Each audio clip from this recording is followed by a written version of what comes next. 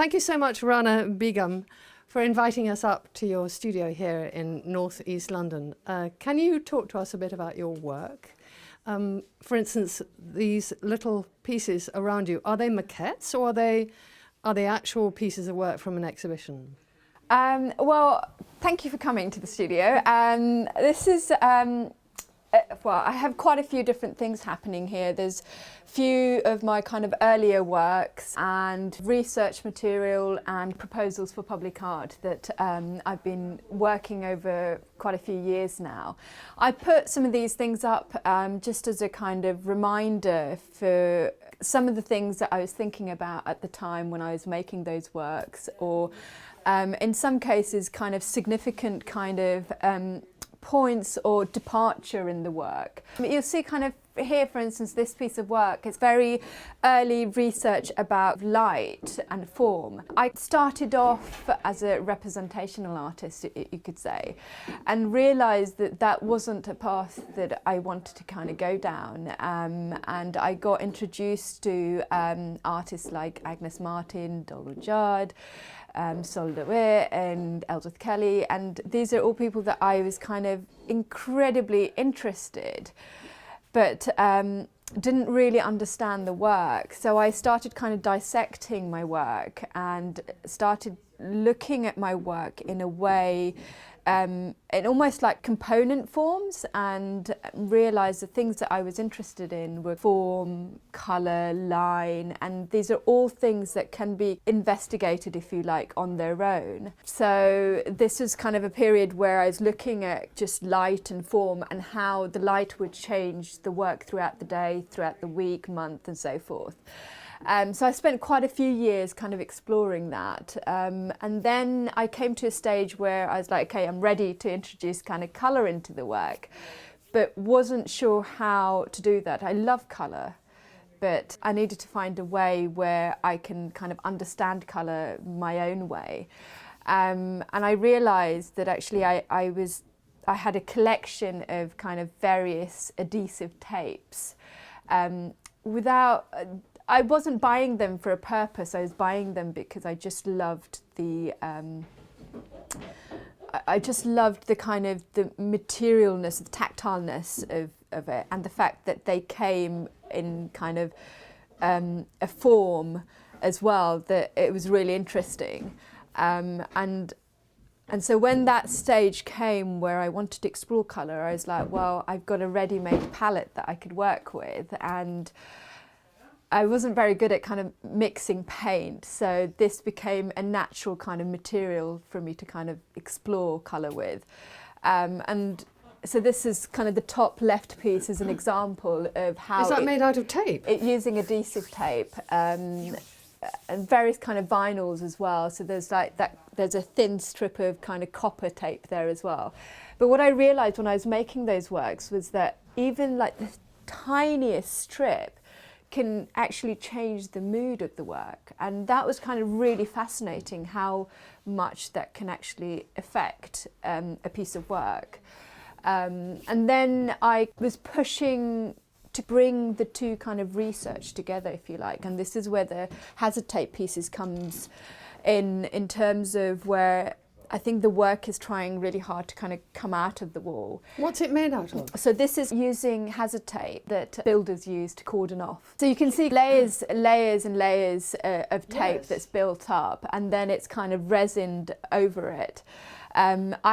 It's strange because the resin initially had a function, it had a purpose in terms of making the work, which was to keep the tape down onto the surface, because one of the things with the adhesive tape is that it slowly starts to peel off. And as I was starting to sell work, I had to find a way to kind of make them fix it basically. So, but what was really interesting was that the resin was reflecting the space that you're in. And so the more of these works that I did, the more it made me think about the kind of the three-dimensional space and the physical space, if you like, and the fact that the work was kind of striving to come out of the wall. I didn't really know how to push that, how to take that next step, if you like.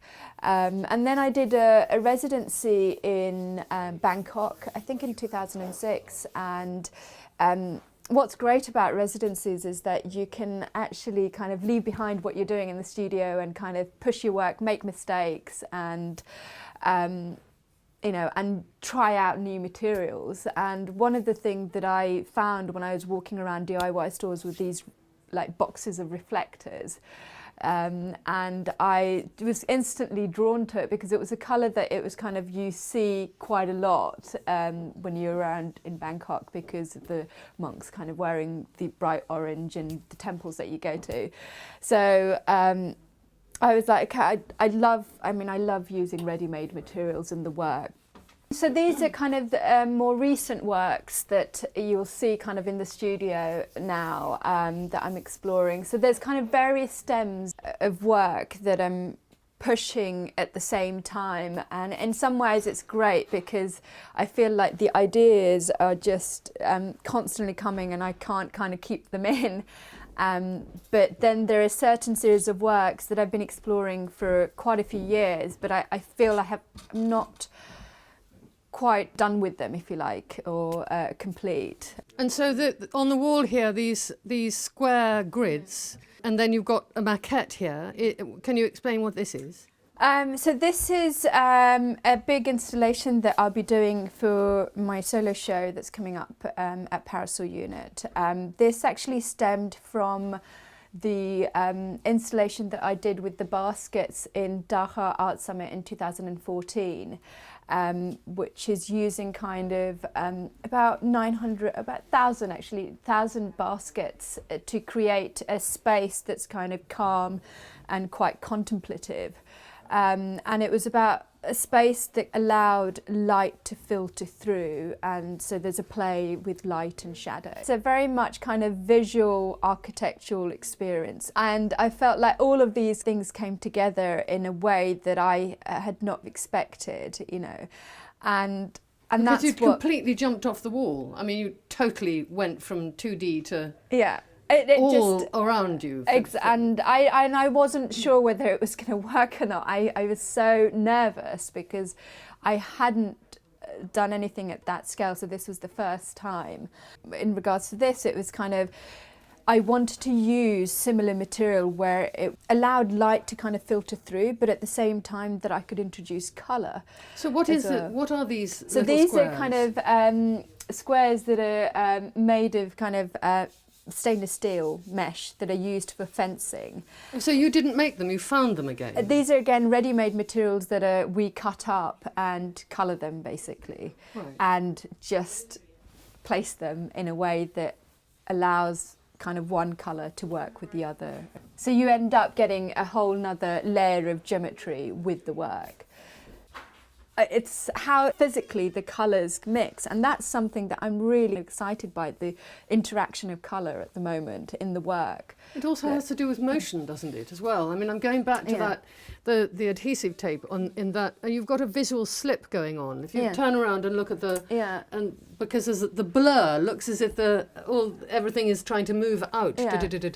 And this when you move your head to look.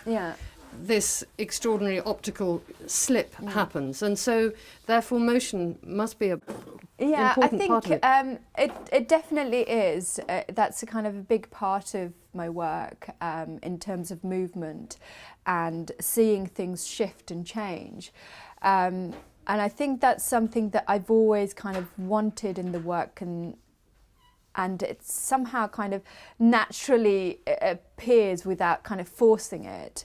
But in this case, I mean, you'll see kind of when you look through in some cases that how the form kind of just merges and becomes one component, but then you shift and you see certain planes that kind of makes you think actually it's not one solid form, they're components that come together. And shifting colours and changing colours, and quite disorientating. Are you going to be able to walk into it as well, walk around it? There are parts of it where you can walk into it. I mean, you kind of walk into it in this way where you have kind of these units on either side of you, and again, I don't know what the experience is going to be like, so I'm really excited, but at the same time I'm really nervous because I don't know if it's going to work. Are you building it here now? We've done some tests downstairs. We're not. It's all going to be flat pack, so it kind of comes together. I like this idea of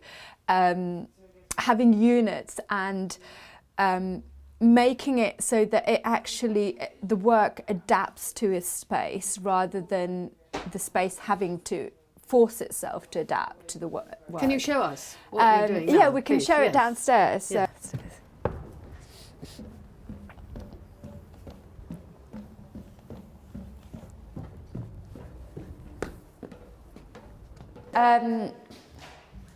This is the kind of the actual scale of the material that I'm going to be using. So we just had few samples done in terms of colour.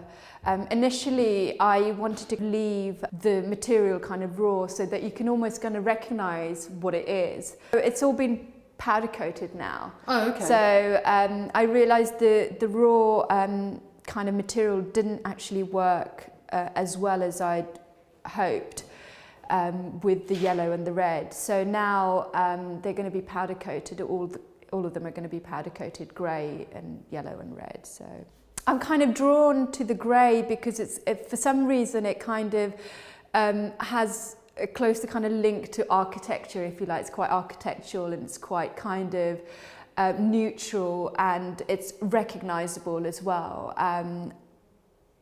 Yeah, it's something. It's quite universal, if you like. So there's a lot happening at the moment in the studio. At the moment, majority of the work is kind of for the show at Parasol Unit. So these are kind of drawings that are actually are going to have shapes on the floor, almost like the pieces that are behind you on the wall. They're mild steel that are going to be painted.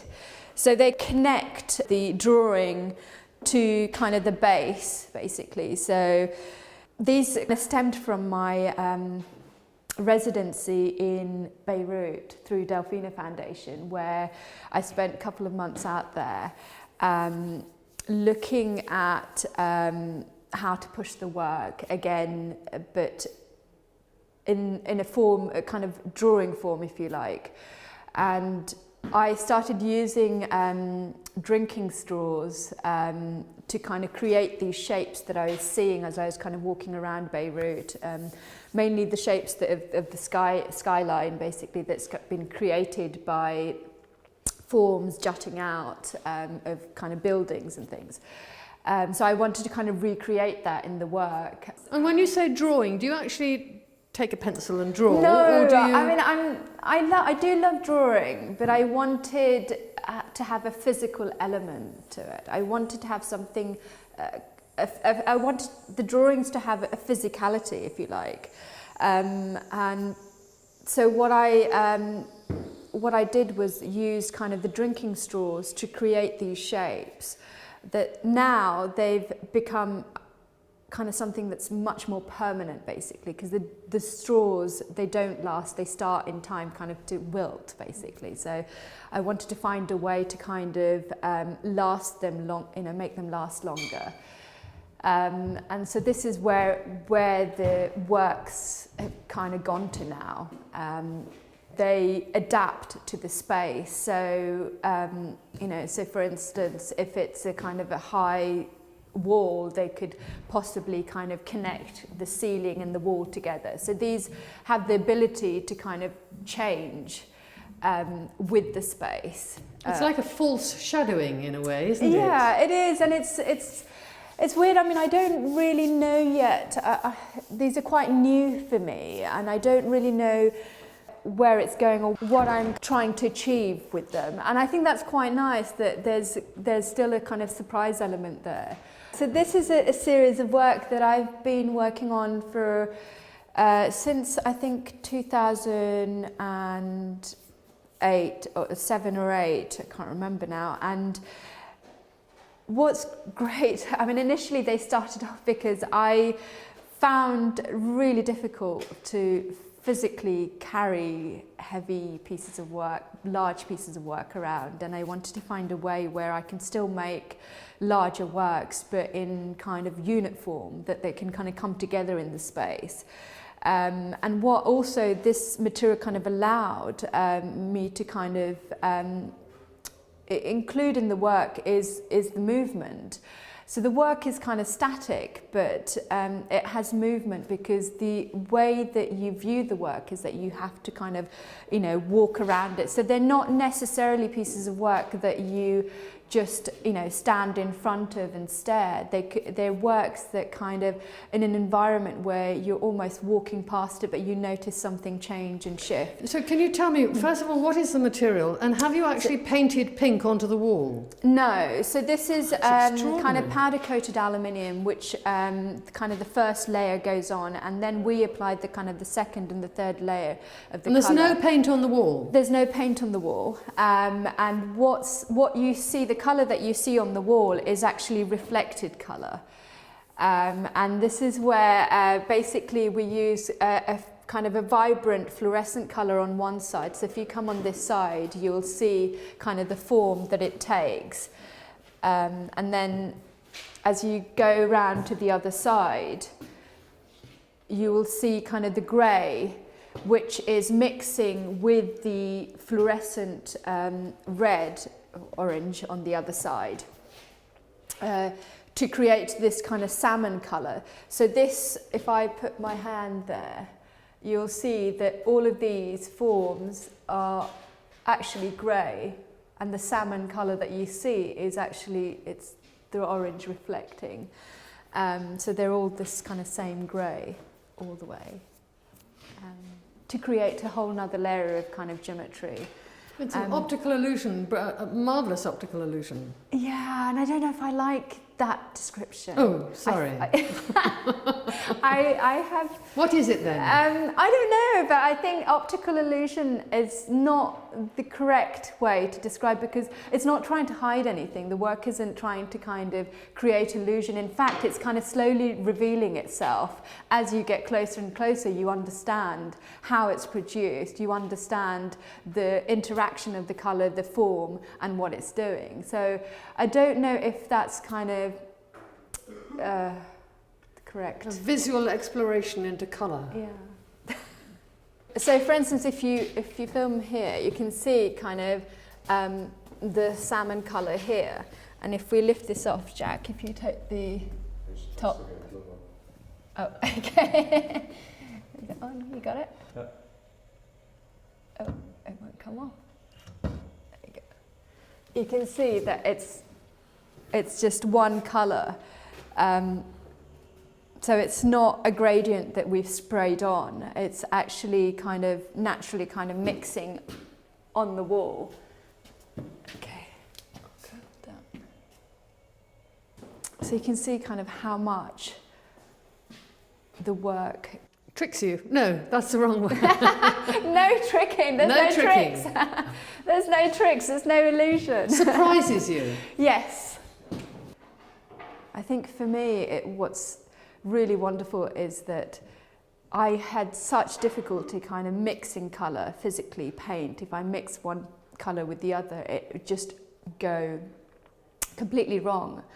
But in this case, it was an accident. This all came through an accident, and I just loved how the two colours kind of interacted and created kind of this whole other layer that I wasn't expecting. So these are kind of some of the works that I'm working on at the moment. So Is this MDF? This is MDF. So the Unprimed? Unprimed, yeah. So the reflected colour that you saw on the piece downstairs, and how kind of the two colours are kind of interacting and creating kind of another layer of geometry, is something that I wanted to explore a bit more and make it almost tangible and quite physical. What I'm interested in is well, first of all, the colour isn't bleeding, which is quite a trick on MDF. Yeah, it's been really difficult to kind of maintain a hard, a kind of sharp edge.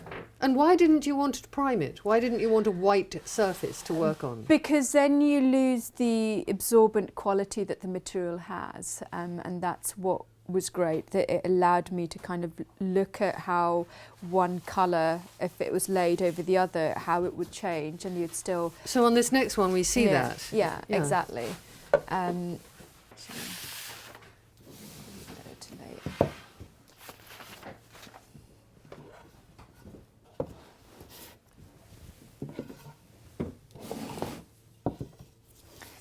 So I'm just really excited by the fact that I can kind of make that interaction in those boxed work downstairs actually more visible and physical, and it kind of makes sense now in terms of, you know, if you look at these, you can see what is happening in the pieces downstairs. So these are kind of the drawings that again are pushed from where they initially started with the straw drawing and in Beirut. And I wanted to find a way to bring it outdoors, if you like, because that's where they started. These shapes started from outdoors, and it's interesting to bring them back out, which in a way, brings focus to certain parts of the space or viewpoints, if you like, and as you walk around, the shape and the form kind of changes completely and it becomes something else.